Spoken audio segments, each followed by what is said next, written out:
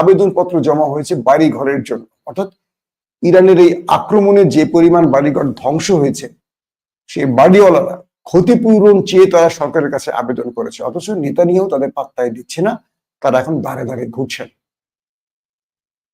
তো সেই নেতানিয়াহু এখন ইরানের সাথে আবারও লড়াই করার জন্য রেডি হচ্ছেন। এত বড় থাপ্পড় খেয়েও যাদের শিক্ষা হয়নি, আল্লাহ ভালো জানে তাদের কি শিক্ষা হবে। এখন আমরা টেনশনে আছি, যে কোনো সময় শুনতে পারি ইরানে আবারও দখলদারদের আক্রমণের খবর। আল্লাহ না করুক। আমরা শান্তির পক্ষে, আবারও বলি, আমরা যুদ্ধ চাই না, আমরা শান্তি চাই। আমরা চাই আর কোনো যুদ্ধ না ছড়ায়।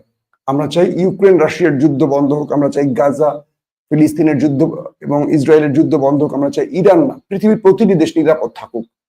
কিন্তু যারা দখলদার তারা হয়তো সেটা চায় না। তারা যখন সেটা চাইবে না, তখন তাদের উত্তম জবাব দেওয়াটাই আমাদের প্রধান লক্ষ্য হওয়া উচিত। প্রত্যেকে ভালো থাকবেন। আল্লাহ হাফেজ। ওপেন দাইস মানে সত্যকে সত্য বলা, মিথ্যেকে মিথ্যে বলা। আমরা শোনা কথা নয়, চোখে যা দেখি তাই বলি।